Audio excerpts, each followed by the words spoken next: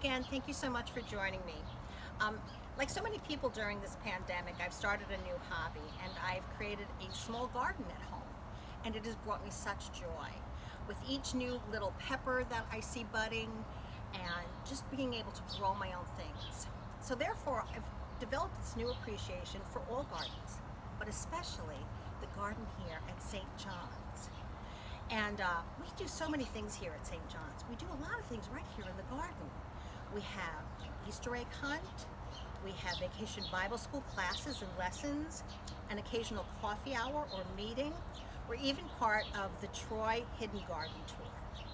And during Advent, we have a living nativity where all the Holy Family and all the people who visited baby Jesus, we have live people doing that. We also include animals. And well, speaking of animals, one of the coolest things that we've done here is we've had the blessing of the animals. And that usually happens around St. Francis' feast day, which is the beginning of October. And to that end, I'd like to show you our statue of St. Francis himself. Pretty lovely, isn't it? Now, St. Francis shows up a lot in gardens, and there's a reason for that. You see, St. Francis had a great appreciation for all God's creatures and creations, and especially their interconnectedness. So you can see why it makes a lot of sense to have St. Francis in a garden. Well, that's pretty much all I know about this garden, things that happen here and St. Francis. So to fill in the blanks, I have my dear friend who wears many, many hats here at St. John's, but today we're going to take advantage of her position as co-chair of the St. John's Memorial Garden, my friend, Gail Richardson. Hi, Gail. Hi, Katie. How are you? I'm fine. I'm so glad the rain has held off. Yes, but it makes things nice and green. It does make things green, and as gardeners, we're happy when it does rain. So you want to know a little bit about our garden? What can you tell us? Well, let's start right here.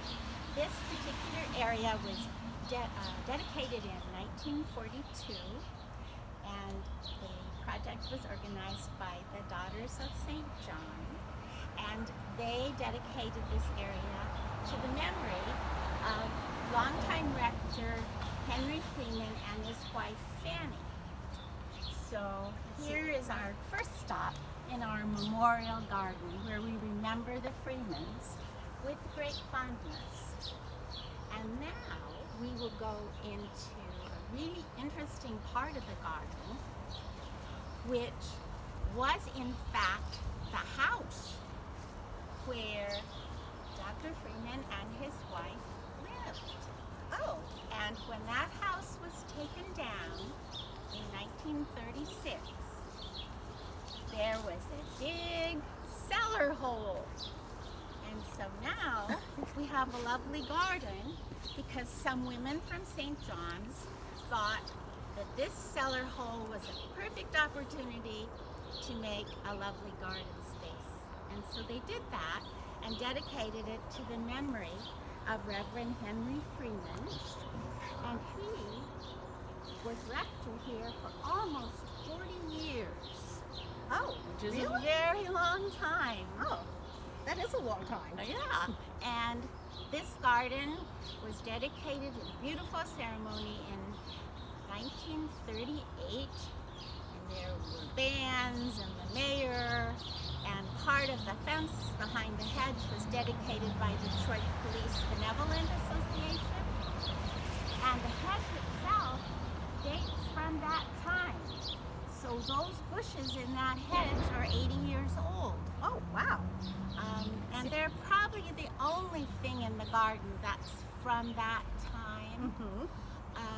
Originally this part was all flowers around here, but at some point the gardeners decided to add flowering shrubs.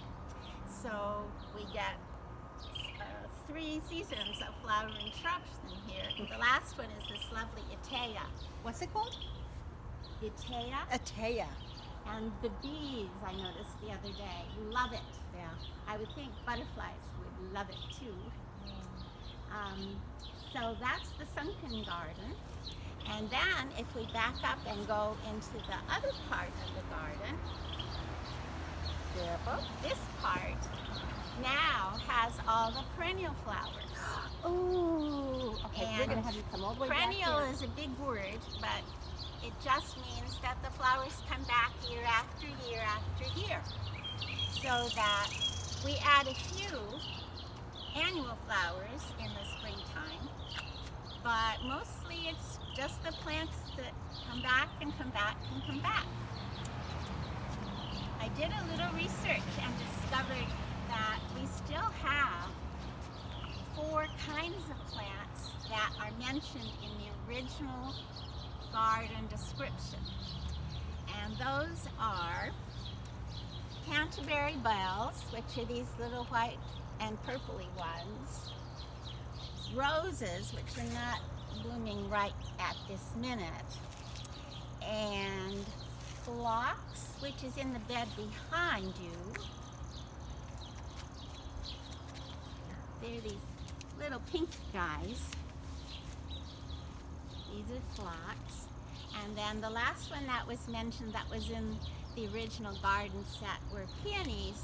They're not blooming right now because they're in the spring, but they have these fabulous seed heads that come up. So of all the plants in the garden, I'm very pleased to tell you that at least 4 kinds were in the original garden plan. These were little, and now they are very big. Is there anything else about our garden that you'd like to know? Well, do you have a favorite? Well, I really love all flowers. I suppose of the ones that are blooming now, I like these. They're a little bit ragged at the moment, but they're called purple coneflower, or echinaceas, their long name. Oh, echinacea. And the birds love the seed heads. So it's nice if you have this plant, after the flowers have faded, to just leave those seed heads on for the birds. Oh. Yeah, you do so much for us here at St. John's. We're so blessed to have you. And thank you for making this a complete video.